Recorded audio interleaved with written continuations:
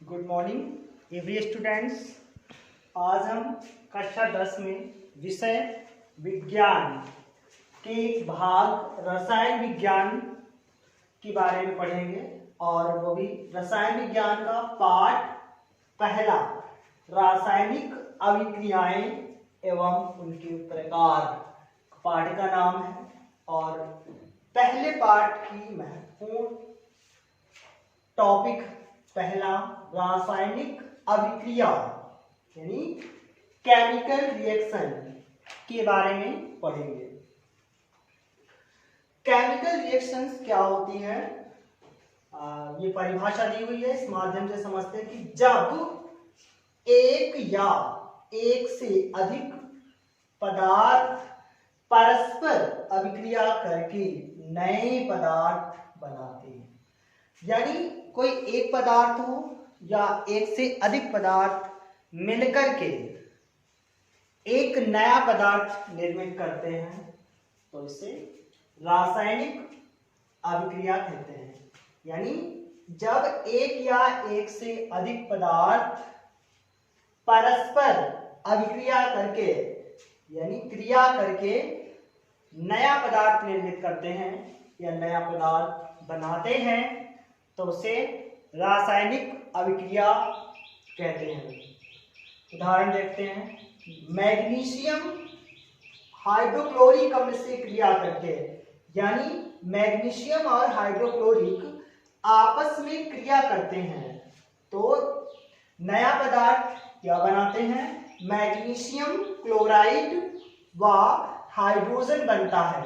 यानी जब मैग्नीशियम और हाइड्रोक्लोरिक अम्ल आपस में मिलकर अभिक्रिया करते हैं तो नया पदार्थ मैग्नीशियम क्लोराइड व हाइड्रोजन गैस बनती है। ये केमिकल रिएक्शंस दी हुई है। Mg+2HCl, यानी Mg जो है मैग्नीशियम है और 2HCl हाइड्रोक्लोरिक अम्ल के दो अणु, और जब दोनों मिलकर के अभिक्रिया करते हैं तो अभिक्रिया करके नया पदार्थ MgCl2 यानी मैग्नीशियम क्लोराइड निर्मित करते हैं और साथ में हाइड्रोजन गैस बनती है। ये ऊपर तीर का निशान गैस का है क्योंकि गैस वातावरण में उड़ती है इसलिए। तो अभिक्रिया में जो पदार्थ भाग लेते हैं, यानी अभिक्रिया में भाग लेने वाले पदार्थों को क्या कहते हैं, अभिकारक। यानी इसमें मैग्नीशियम और हाइड्रोक्लोरिक अम्ल यानी दो अम्ल भाग ले रहे हैं, दो अम्ल नहीं, मैग्नीशियम धातु और हाइड्रोक्लोरिक अम्ल यानी मैग्नीशियम और हाइड्रोक्लोरिक अम्ल भाग ले रहे हैं, तो इन्हें कहेंगे अभिकारक। यानी अभिक्रिया में भाग लेने वाले अभिकारक कहलाते हैं। और जो नए बनते हैं, जो नए पदार्थ निर्मित होते हैं, यानी मैग्नीशियम और हाइड्रोक्लोरिक अभिक्रिया करके नए पदार्थ मैग्नीशियम क्लोराइड और हाइड्रोजन गैस बनाते हैं, तो जो बनने वाले पदार्थ होते हैं उन्हें उत्पाद या परिणामी कहते हैं। यानी अभिक्रिया के माध्यम से जो पदार्थ नए बनते हैं उन्हें उत्पाद या परिणामी कहते हैं। तो रासायनिक अभिक्रिया, केमिकल रिएक्शन, यानी जब एक या एक से अधिक पदार्थ परस्पर क्रिया करके नए पदार्थ निर्मित करते हैं या नए पदार्थ बनाते हैं, तो रासायनिक अभिक्रिया कहलाती है। उदाहरण, जब मैग्नीशियम हाइड्रोक्लोरिक अम्ल से क्रिया करता है तो नए पदार्थ मैग्नीशियम क्लोराइड व हाइड्रोजन बनाता है। तो जो अभिक्रिया में भाग लेने वाले पदार्थ होते हैं, जैसे इस अभिक्रिया में मैग्नीशियम और हाइड्रोक्लोरिक अभिक्रिया में भाग ले रहे हैं, इन्हें अभिकारक, और अभिक्रिया के माध्यम से अभिक्रिया के द्वारा जो नए पदार्थ बनते हैं उन्हें मैग्नीशियम क्लोराइड, इसमें देखो बना और इसमें हाइड्रोजन बना, उन्हें उत्पाद कहते हैं। अब अभिक्रिया समाप्त हुआ। इसके साथ अब हम पढ़ेंगे रासायनिक अभिक्रिया, यानी रासायनिक समीकरण क्या होता है।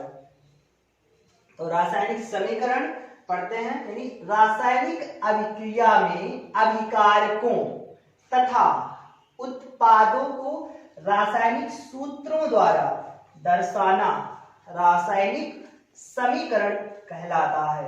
रासायनिक अभिक्रिया हम पढ़ करके आए हैं, जब एक या एक से अधिक पदार्थ परस्पर क्रिया करके नया पदार्थ बनाते हैं तो उसे रासायनिक अभिक्रिया कहते हैं। और अभिकारक अभिक्रिया में जो भाग लेते हैं उन्हें अभिकारक, और अभिक्रिया करके यानी जो नए पदार्थ या नए उत्पाद बनते हैं उन्हें परिणामी या उत्पाद, यानी जो नए पदार्थ बनते हैं उन्हें परिणामी या उत्पाद कहते हैं। तो अभिकारकों तथा उत्पादों को रासायनिक सूत्रों द्वारा, यानी जो हमने समीकरण लिखी है उसको रासायनिक सूत्रों द्वारा, केमिकल सिंबल होते हैं यानी प्रतीक होते हैं, सूत्रों के द्वारा जब दर्शाते हैं या दिखाते हैं तब उसे रासायनिक समीकरण कहते हैं। जैसे उदाहरण भी दिया गया है, शब्द समीकरण, यानी जब जिंक ऑक्साइड सल्फ्यूरिक अम्ल से क्रिया करता है, जिंक ऑक्साइड सल्फ्यूरिक अम्ल से क्रिया करके जिंक सल्फेट और जल बनाता है। तो इस अभिक्रिया में भाग लेने वाले पदार्थ जिंक सल्फाइड जिंक ऑक्साइड और सल्फ्यूरिक अम्ल है, तो दोनों अभिकारक कहलाते हैं, यानी दोनों अभिकारक हैं। और इस दोनों जिंक ऑक्साइड और सल्फ्यूरिक अम्ल के द्वारा जिंक सल्फेट जल बनता है, यानी ये उत्पाद है। तो ये समीकरण कैसी है, शब्द समीकरण है, ये रासायनिक समीकरण नहीं है। इसी समीकरण को जब हम सूत्रों में लिखेंगे तब क्या कहलाएगी, रासायनिक समीकरण। यानी जिंक ऑक्साइड ZnO और सल्फ्यूरिक अम्ल H2SO4, जिंक सल्फेट को ZnSO4, पानी यानी जल को H2O। तो समीकरण हो गई ZnO plus H2SO4 ZnSO4 plus H2O, यानी ये जो समीकरण है इसको हमने सूत्रों में दर्शाया, इसलिए ये रासायनिक समीकरण है। और अभिक्रिया में भाग लेने वाले ZnO H2SO4 अभिकारक हैं, और अभिक्रिया के माध्यम से जिंक सल्फेट ZnSO4 तथा पानी बनता है, इसलिए दोनों उत्पाद कहलाते हैं। इस प्रकार ये रासायनिक क्रिया व रासायनिक समीकरण समाप्त हुआ।